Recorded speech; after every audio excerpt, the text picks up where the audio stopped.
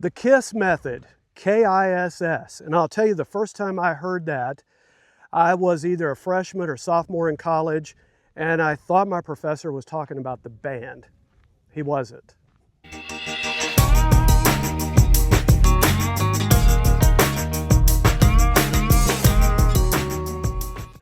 What my professor was talking about is the acronym Keep It Simple Stupid. Keep it simple, stupid. And yeah, I'm the stupid. Because if there's something to overcomplicate or make it a little bit more difficult, I have done that. By the way, just to give you context, I am Jeff here at Whirlwind Family Farm in Central Texas. We have a small market garden where we sell from farmers markets all the way where we do mainly sell direct to customers. If you look right back over there, look closely, you can see our high tunnels and our little 1-acre garden. And I'm out on the trail today just taking a walk and talking to you about something that can make your gardening experience a whole lot simpler. And I'm going to give you an example of something my professor was talking about. I had an agriculture degree back in the 80s, and it was probably, again, my sophomore year when he talked about this KISS principle. And he said there's a lot of things you can do, whether you're raising cattle or swine or chickens, whatever you're doing, and in my case gardening, you can simplify it and have the same outcome as if you made it very complicated. And when we first moved out here, which I still think was a good thing to do, we did soil samples a couple of times where we would take the soil sample, take it in, have it sent off to a lab, and we'd look and see how much nitrogen, organic material, calcium, potassium was in the soil. And it gave us a good readout.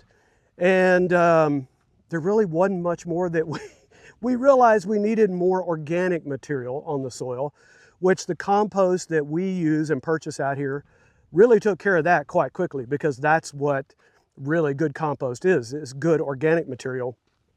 So we realized quickly we were spending money and going through that process really for not a real good reason, because we were getting good outcomes. We had soil that really was doing well. So to go through that procedure was a waste of time and a waste of money. And there's things that you can do that are simply that. They're time wasters. And I'll tell you one, if you're in a small area and you have a little backyard area and you want raised beds are perfect. And I've discussed this before. Raised beds have a couple of good things to them. If you have a hard, compacted, rocky soil, you're getting raised beds, you're having your compost put into them, and you're getting up above that very compacted clay. Also, if you're like me and I don't have the best back in the world and you don't want to bend all the way down to the ground when you're transplanting in plants and it's a small garden, raised beds are wonderful and they're a good permanent location to raise things. I'm all for it.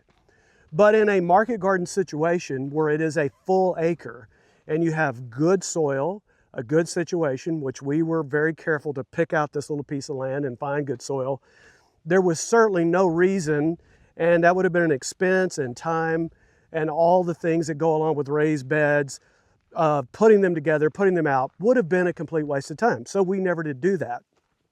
So back to my original thought of keep it simple, stupid, is that in everything you do with your garden, before you plan it out and before you do it, think of the best way, the simplest way, the most efficient way. And you'll end up with something that you end up enjoying more. You'll do it more each season because it doesn't become something that you dread. And I'm going to give you another example. And one of the more difficult things to grow, and you wouldn't think this, but it's carrots. And carrots require a couple of things. First of all, to have good, straight, nice looking carrots, you need a soil that's very permeable, very soft, where those carrots can grow down straight and look like a carrot's supposed to look. Now, I've said before on this channel that if you have soil that it's compacted 3 or 4 inches down and you have carrots that start to turn and bend, if it is your own garden, there's nothing wrong with those carrots. They're just bent and turned and they don't look as presentable. Here, where we do sell those carrots, we want them to look exactly like a carrot looks. Nice, big, orange carrots that have a straight look about them. And that's why we make sure we have that good, soft, permeable soil. That's one thing. The other thing with carrots is they really, whenever you direct seed them out, and I do recommend direct seeding them, not growing them in seed trays, because you're just not going to get the volume and that's tough to transplant them out. These are little tiny seeds. If you've ever done this, they're about 1/8 of an inch that they're put in their furrow. We use a earthway seeder when we plant them. Is that it's going to be at least 10 days where they have to be kept moist and wet, or those seeds just simply will not germinate. So they're kind of a pain. Well, one of the things that we do is because I live here and this is my job, I go out 3 to 4 times a day on that 50-foot row that's 50 foot long, 30 inches wide. There's 3 rows of carrots that have been planted, and I go out and top water to make sure they stay damp. But I will tell you, there is an easier method, is you can go out and actually get a cover cloth or a top cloth, like a row cover. Make sure that when they're planted into a very moist ground. They have been watered in, and then you put that row cover over the top. Every few days you can look under and make sure that they're not drying out. And that saves a lot of time of having to go out and directly, like I do with my little water can, and top water. So there's another one of those things where keep it simple, stupid. It's just a matter of being able to have the right tool, the right time, and simplify it. So when you start your garden this summer, again, think about those things. Do I need raised beds? Can I just have a small 30 by 30 square in my backyard and go in and have a row of radishes, a row of Swiss chard, of spinach, of the various types of lettuces you can plant, and keep it very simple. And one of the things that can get overwhelming and complicated quick is you're trying to plant too many things, some of the things that your family might even care about. And the other thing is you made your garden too big and it becomes overwhelming. So one of the things I always say before you start your garden, find out what the family likes, what they want. It's kind of like putting your order in before you go to the grocery store. What is it the family really wants, likes, needs, and then that's what you plant. And so that simplifies it down. You're not growing things that nobody really cares about in the family or that you may share with neighbors. And that first couple of seasons that you have your garden, you've simplified it down to maybe 5 different types of vegetables. See how well that goes. And then each subsequent year after that, you start to get better at it and you can perfect that garden. So that's my advice. And I will tell you this, as you start that procedure, and we're going to walk through a lot of those things as we start moving through spring. I'm going to talk about, if you follow our channel, I'm going to talk about seed trays. I'm going to talk about transplanting out. We're going to talk about direct seeding. We're going to talk about water methods, water frequency, and how to know when to water, if something needs to be in a shaded area or not in a shaded area. We're going to try to simplify it for you as much as possible. Yes, do your own research. Go in before you plant something. Make sure you've got it the right depth, the right season, the right moment, the right time to plant. And then just keep it as simple as possible. KISS. And really that's going to serve you well.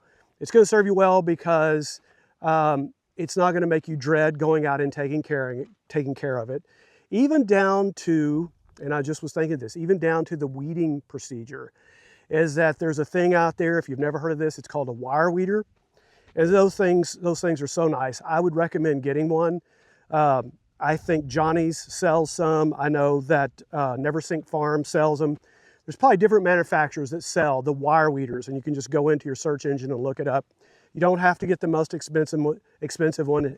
And heck, if you're handy, you can make one just using a coat hanger and a rod and go in. And basically what you're doing is you're taking that wire weeder, going right below the surface, and you're getting those weeds before they even germinate. So that is simplifying even the weeding process. And you can do that once a week. Just go down those rows in between them and get rid of weeds. So that's my advice this year. Follow our channel. What we're going to do is walk you through it as best that we can, keep it as simplified as possible. And I think that you'll find it's a lot more enjoyable and you'll have good production despite not going through all the different complicated procedures that may not be necessary for a small backyard garden. Thanks again. I am Jeff with Whirlwind Family Farm. We hope you'll give us that thumbs up, hit the bell for notification so you'll know the next time we drop one of these videos. We're going to try to have at least 2 long form videos a week. Thanks again.